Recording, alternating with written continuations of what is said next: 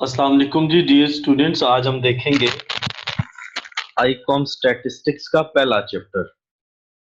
इसमें हम बेसिक्स को डिस्कस करेंगे।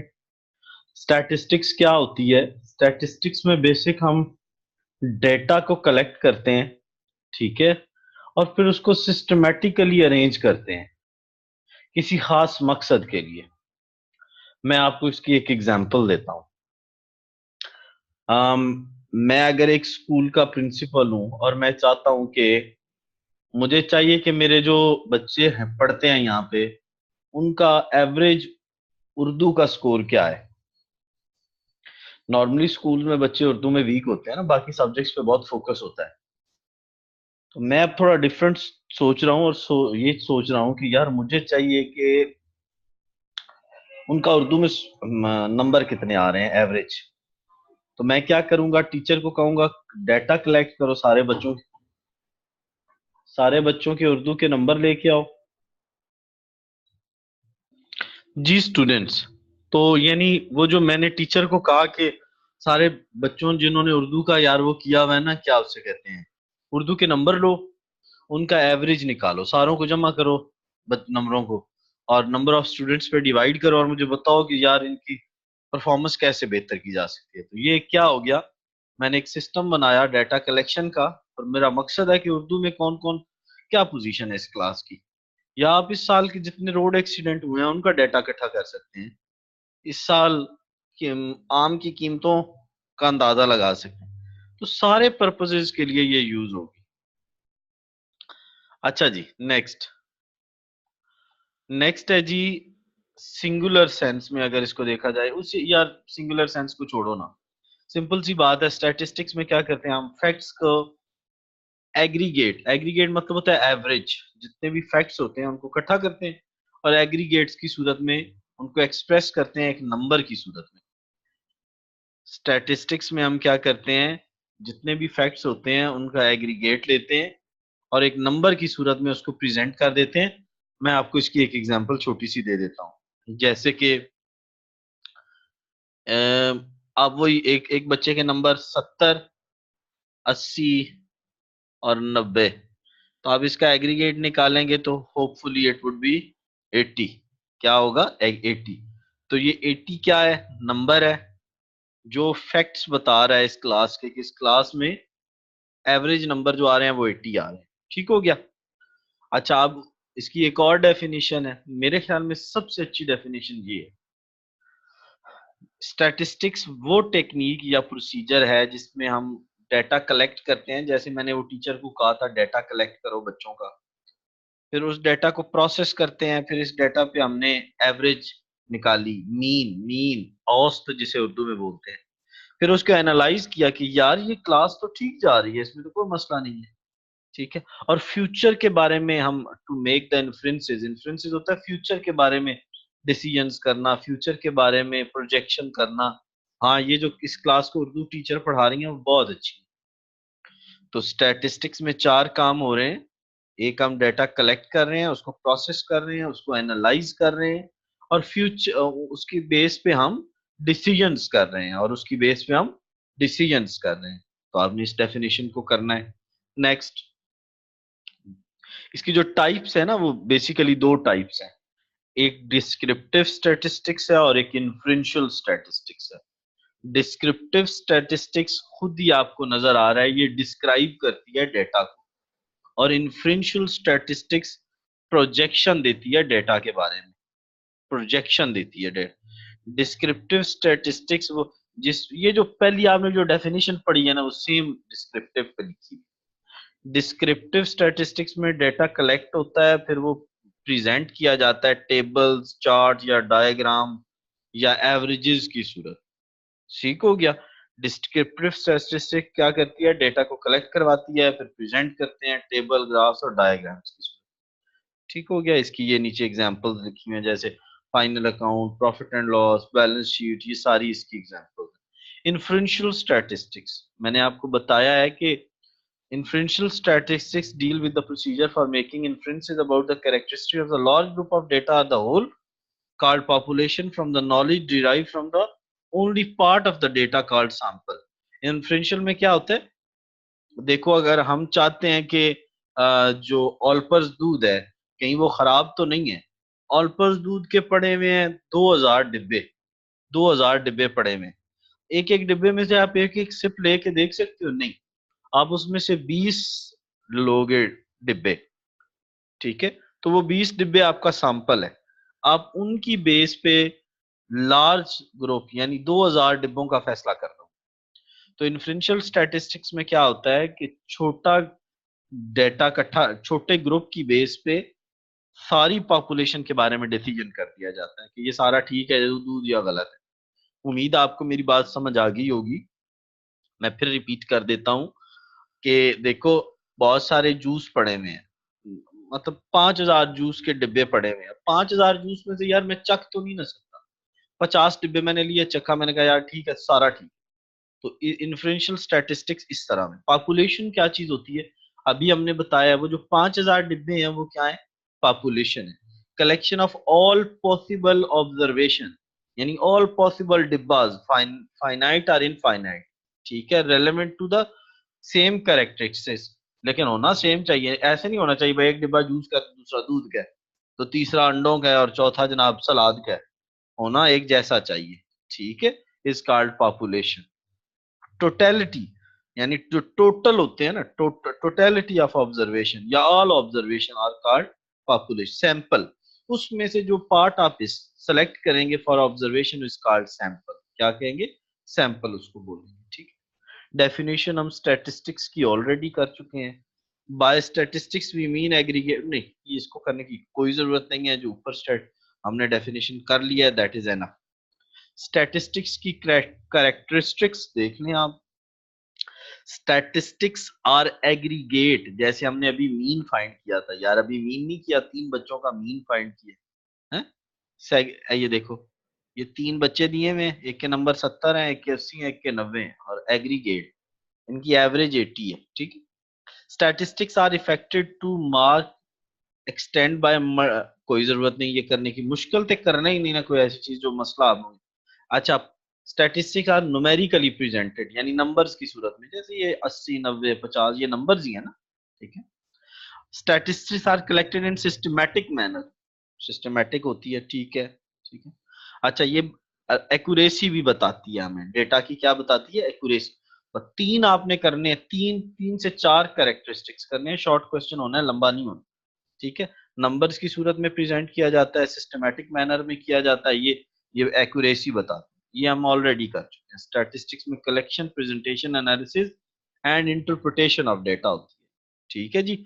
ये वैसे उससे मुझे सबसे बेस्ट डेफिनेशन स्टैट की ये लगी।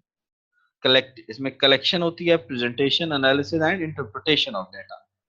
अब देखो, सबसे पहले इसमें 4 काम हो रहे हैं, ठीक है। Collection of data, collection of data, ठीक है। इसमें ये आप ऊपर डेफिनेशन लिखेंगे, नीचे ये 4 काम बता देना कि ये स्टैटिस्टिक्स में ये काम होता है। हमने ऊपर उसकी स्टैटिस्टिक्स के कुछ कैरेक्टरिस्टिक्स देखी हैं, हम अब नीचे देखने लगे हैं इसके फंक्शंस। अच्छा, आप सोचो कि स्टैटिस्टिक्स आपको कहाँ का, it help in collecting data in systematic manner, जो ऊपर पड़ा है, ठीक है। It help in presenting data, ये ग्राफ्स और टेबल्स की सूरत में हमें डेटा प्रेजेंट करवाती है।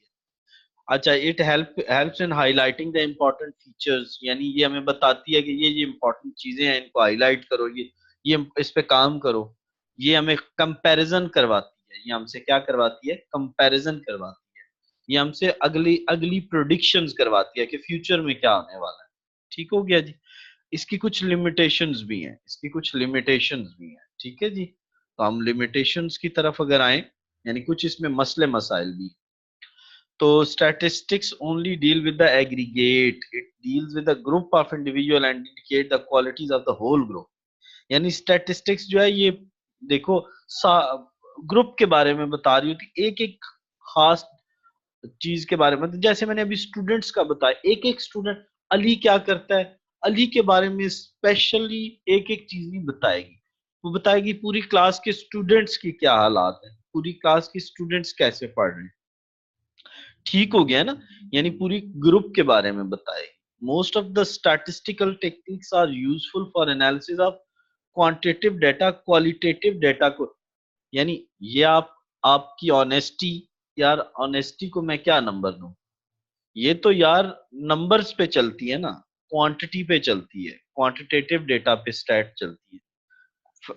हाँ यार, वो मेरा बहुत अच्छा फ्रेंड है, इसका जरा मीन निकालो यार, कैसे? इसका मुमकिन नहीं है यार। ठीक है, होल ग्रुप के बारे में बताती है, क्वालिटेटिव डेटा पे गौर नहीं करती, do not hold a good in every case, यानी हर केस में इसकी टेक्निक्स नहीं चल सकती कुछ। अच्छा, इसको यूज करने के लिए बंदे का एक्सपर्ट होना जरूरी है, यानी ये नहीं कि ले मैंने इसको कर लेगा। ठीक है, और बाज औकात इसके रिजल्ट्स जो हैं वो हमें मिसलीडिंग और कंफ्यूजन की तरफ ले जाते हैं। मसलन मैं आपको एक एग्जांपल देता हूँ। इस साल मैंने कंपनी स्टार्ट की और 1,000 कंप्यूटर बेचे, अगले साल मैंने 1 लाख कंप्यूटर बेच लिए। जरा परसेंटेज ग्रोथ देखो ना, तो पता नहीं 5,000 से भी ज्यादा परसेंटेज बन जाए। तो मिसलीडिंग और कंफ्यूजन ही है ना कि यार बढ़िया हमने ग्रोथ की है। अच्छा जी, नेक्स्ट ये नहीं करना। वेरिएबल्स क्या होते हैं? वो वैल्यूज, वो न्यूमेरिक वैल्यूज जो हर दफा चेंज होती रहती हैं, वो उनको हम वेरिएबल बोलते हैं, और जो वैल्यूज चेंज नहीं होती उनको हम constant. Any observe characteristics of object can be term as if it assume different values. अगर कोई कोई कैरेक्टरिस्टिक्स डिफरेंट वैल्यू इज्यूम करता है हर दफा, ठीक है, by the change in person place time, यानी अगर टाइम प्लेस और बंदा चेंज हो और वो डिफरेंट वैल्यू इज्यूम करे, तो उसको हम वेरिएबल बोलते हैं, उसको हम क्या बोलते हैं? वेरिएबल बोलते हैं। अच्छा नेक्स्ट, और आपने इसी को चेंज कर लेना है। Any observe characteristics under object can be termed as constant if it does not assume is if it does not assume different values by the change in the person place time। ठीक हो गया जी। Next, very qualitative variable and quantitative variable. ठीक है, qualitative बताते हैं qualities के बारे में, क्वांटिटेटिव बताते हैं क्वांटिटी के बारे में। A variable qualitative if observe characteristic is not realize in number. Qualitative वो होगा जो नंबर्स की सूरत में ऑब्जर्व नहीं किया जा सकता, और क्वांटिटेटिव होगा, a variable is classified as quantitative if observed characteristics lies in number। जैसे किलोग्राम की सूरत में ये लिखा हुआ है, हाइट मीटर्स की सूरत में, इंचेस की सूरत में लिखी हुई है, कितने बच्चे पैदा हुए हैं न्यूली बेबी बॉर्न इस साल पाकिस्तान में, वो तो वो नंबर्स की सूरत में किया जा सकता है। डिस्क्रीट, डिस्क्रीट वेरिएबल, ठीक है यार, वो डेटा जो पॉइंट्स की सूरत में आएगा, मैं आपको सादी सी, वो डिस्क्रीट डेटा होता है। ठीक हो गया। Any quantitative variable if assume only finite and countable infinite number, ठीक है, is called discrete variable and discrete data. मैं इस डेफिनेशन से इतना मुतमैन नहीं हूं, मैं इसको जरा हम किसी, बल्कि बिल्कुल ठीक है, बिल्कुल ठीक है, I am saying wrong. Discrete data वो होता है जो कि मतलब काउंट किया जा सके, जो काउंटेबल हो। ठीक है, वो डेटा जो काउंटेबल होगा वो हमारा डिस्क्रीट डेटा होगा। ठीक है, मसलन जैसे number of cows, number of goats, number of students. ऐसे कभी हुआ है कि 5.5 स्टूडेंट हैं इस क्लास में? इस क्लास में 6 स्टूडेंट है, ये तो मुमकिन है। ऐसे कभी हुआ है इसमें 6.25 स्टूडेंट? तो डिस्क्रीट डेटा वो होता है जो काउंटेबल होता है, जो क्या होता है? काउंटेबल होता है। ठीक है, और वो डेटा जो काउंटेबल नहीं होता, जो कॉन्टिन्यूस होता है, उसको हम क्या बोलते हैं? Continuous data. Any quantitative variable is as continuous assume or can assume and every possible value between two known numbers, एक और दो के दरमियान, 1.1, 1.2, 1.3, 1.4, 1.5, 1.6, 1.7, 1.8, 1.9 और 2। तो 1.9, 1.8, 1.7 ये सारे क्या है? Continuous data. दो नंबर्स के दरमियान पॉइंट्स में जितनी भी वैल्यू, यानी जो डेटा पॉइंट्स की सूरत में होता है, जैसे 2.5 किलो चावल है जी, ये जी इस बंदे की जो हाइट है 2 फुट और 5 इंच है, तो ये क्या है बेटा? Continuous data. ठीक है, जो चीजें काउंट की जा सकती हैं वो डिस्क्रीट होती हैं, और जो मैयर की जाती हैं, जो काउंट नहीं की जाती, उन्हें हम बोलते हैं ये ऊपर। स्टैटिस्टिकल इंक्वायरी कर, ये जरा दे। Statistical inquiry is a research conducted by using the statistics tool. ये इसके में कुछ स्टेप्स हैं जो हम करते हैं जब हम स्टैटिस्टिकल इंक्वायरी। सबसे पहले हम डेटा इकट्ठा करते हैं, फिर उसको ऑर्गेनाइज, फिर एनालाइज, फिर प्रेजेंट और उसकी रिपोर्ट्स बनाते हैं। ये ऊपर भी हमने अभी किया है, वही चीज दोबारा उसने लिखी। अच्छा जी, दो तरह के डेटा के सोर्स होते हैं, एक प्राइमरी और एक सेकेंडरी। वो डेटा जो ऑलरेडी पड़ा हुआ है उसे हम अगर इकट्ठा करेंगे तो वो सेकेंडरी है, और जो पहली दफा हम इकट्ठा रॉ फैक्ट्स एंड फिगर्स जो हैं वो क्या है, प्राइमरी डाटा, जो पहली दफा हम खुद इकट्ठा कर रहे हैं एक एक जगह पे जाके। Data collected by researcher himself is called primary data. इसको पढ़ लेना है अच्छी तरह, ठीक है। इसके मेथड्स के नाम देख लेने हैं। डायरेक्ट पर्सनल ऑब्जर्वेशन मेथड, बीच में से नहीं पढ़ना। इनडायरेक्ट ओरल इन्वेस्टिगेशन, ठीक है, हमने किसी को फोन करके उससे पूछ लिया, ठीक है। एस्टिमेटेड थ्रू कॉरेस्पॉन्डेंस, यानी उनको लेटर या मेल करके कर लिया, बाकी नहीं करना आपको बस।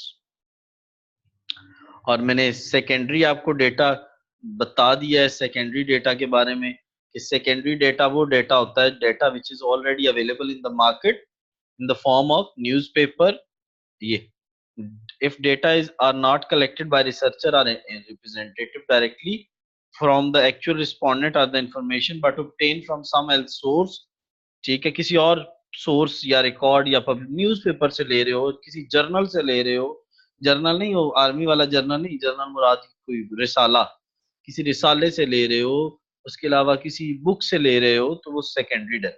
जो पहली दफा रिसर्चर खुद कलेक्ट करता है वो प्राइमरी, और जो नहीं खुद कलेक्ट करता वो सेकेंडरी।